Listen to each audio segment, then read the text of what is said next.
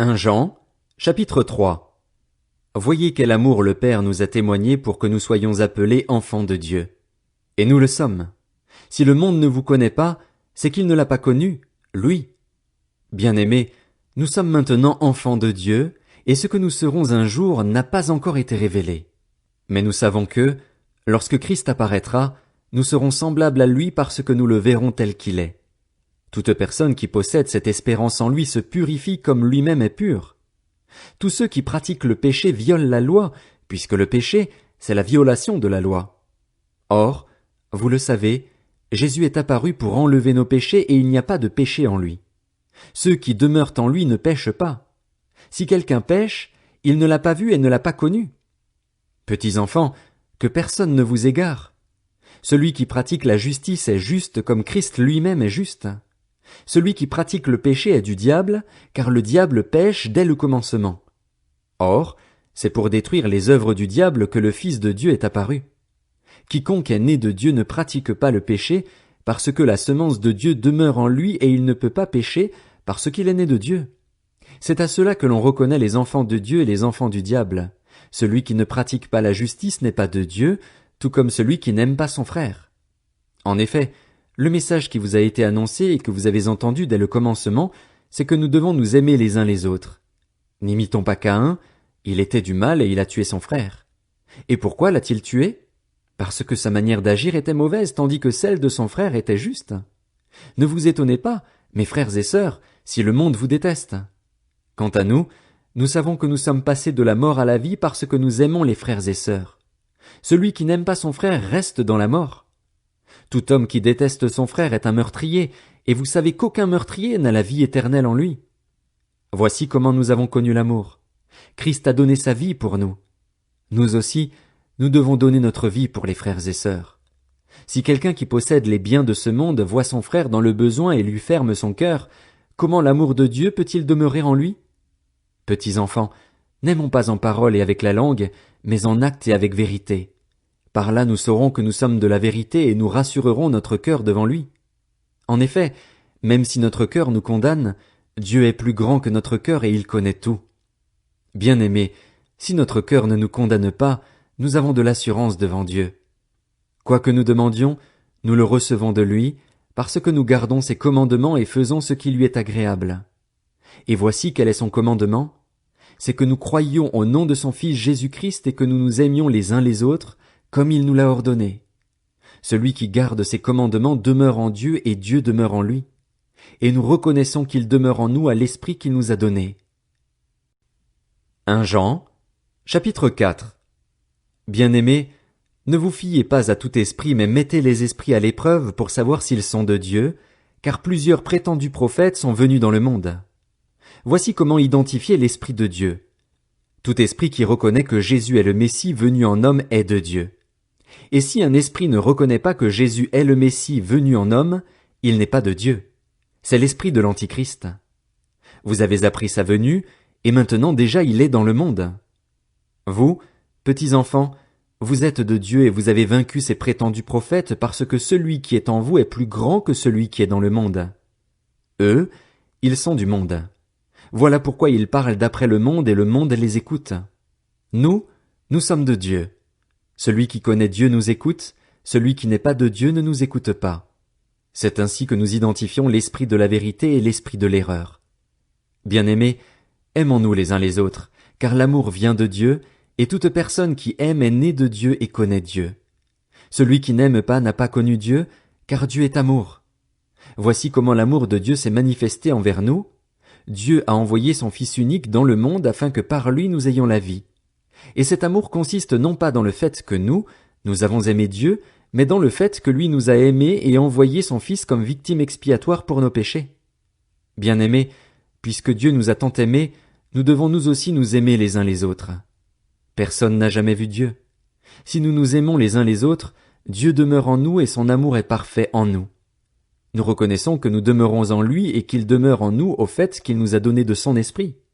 Et nous avons vu et nous attestons que le Père a envoyé le Fils comme sauveur du monde. Celui qui déclare publiquement que Jésus est le Fils de Dieu, Dieu demeure en lui et lui en Dieu. Or nous Nous avons connu l'amour que Dieu a pour nous et nous y avons cru. Dieu est amour et celui qui demeure dans l'amour demeure en Dieu et Dieu demeure en lui. C'est en cela que l'amour est parfait en nous, de sorte que nous aurons de l'assurance le jour du jugement parce que nous sommes dans ce monde tel que lui, il est. Il n'y a pas de peur dans l'amour. Au contraire, l'amour parfait chasse la peur, car la peur implique une punition. Celui qui éprouve de la peur n'est pas parfait dans l'amour. Quant à nous, nous l'aimons parce qu'il nous a aimés le premier. Si quelqu'un dit « j'aime Dieu » alors qu'il déteste son frère, c'est un menteur. En effet, si quelqu'un n'aime pas son frère qu'il voit, comment peut-il aimer Dieu qu'il ne voit pas? Or, voici le commandement que nous avons reçu de lui. Celui qui aime Dieu doit aussi aimer son frère. 1 Jean, chapitre 5. Quiconque croit que Jésus est le Messie est né de Dieu, et si quelqu'un aime un père, il aime aussi son enfant. Nous reconnaissons que nous aimons les enfants de Dieu au fait que nous aimons Dieu et respectons ses commandements. En effet, l'amour envers Dieu consiste à respecter ses commandements. Or, ces commandements ne représentent pas un fardeau, puisque tout ce qui est né de Dieu remporte la victoire contre le monde, et la victoire qui a triomphé du monde, c'est votre foi. Qui est victorieux du monde? N'est-ce pas celui qui croit que Jésus est le Fils de Dieu? C'est lui, Jésus-Christ, qui est venu à travers l'eau et le sang. Non avec l'eau seulement, mais avec l'eau et le sang. Et c'est l'Esprit qui en rend témoignage, parce que l'Esprit est la vérité. Ainsi, ils sont trois à rendre témoignage. L'Esprit, l'eau et le sang, et les trois sont d'accord. Si nous recevons le témoignage des hommes, reconnaissons que le témoignage de Dieu est plus grand car c'est le témoignage de Dieu, celui qu'il a rendu à propos de son Fils. Celui qui croit au Fils de Dieu possède ce témoignage en lui-même. Celui qui ne croit pas Dieu fait de lui un menteur, puisqu'il ne croit pas au témoignage que Dieu a rendu au sujet de son Fils. Or, voici ce témoignage. Dieu nous a donné la vie éternelle, et cette vie est dans son Fils. Celui qui a le Fils a la vie, celui qui n'a pas le Fils de Dieu n'a pas la vie. Je vous ai écrit cela, à vous qui croyez au nom du Fils de Dieu, afin que vous sachiez que vous avez la vie éternelle et que vous continuiez à croire au nom du Fils de Dieu. Nous avons auprès de lui cette assurance, si nous demandons quelque chose conformément à sa volonté, il nous écoute. Et si nous savons qu'il nous écoute, quelle que soit notre demande, nous savons que nous possédons ce que nous lui avons demandé. Si quelqu'un voit son frère commettre un péché qui ne mène pas à la mort, qu'il prie, et Dieu donnera la vie à ce frère. Je parle ici de ceux qui commettent un péché ne conduisant pas à la mort. Il y a un péché qui mène à la mort, et ce n'est pas pour ce péché-là que je dis de prier. Toute injustice est un péché, mais tous les péchés ne conduisent pas jusqu'à la mort. Nous savons que, si quelqu'un est né de Dieu, il ne pêche pas. Au contraire, celui qui est né de Dieu se garde lui-même et le mauvais ne le touche pas. Nous savons que nous sommes de Dieu et que le monde entier est sous la puissance du mal, mais nous savons aussi que le Fils de Dieu est venu et nous a donné l'intelligence pour connaître le vrai Dieu. Et nous sommes unis au vrai Dieu si nous sommes unis à son Fils Jésus-Christ. C'est lui qui est le vrai Dieu et la vie éternelle. Petits enfants, gardez-vous des idoles. 2 Jean. De la part de l'Ancien à la dame qui a été choisie et à ses enfants que j'aime dans la vérité.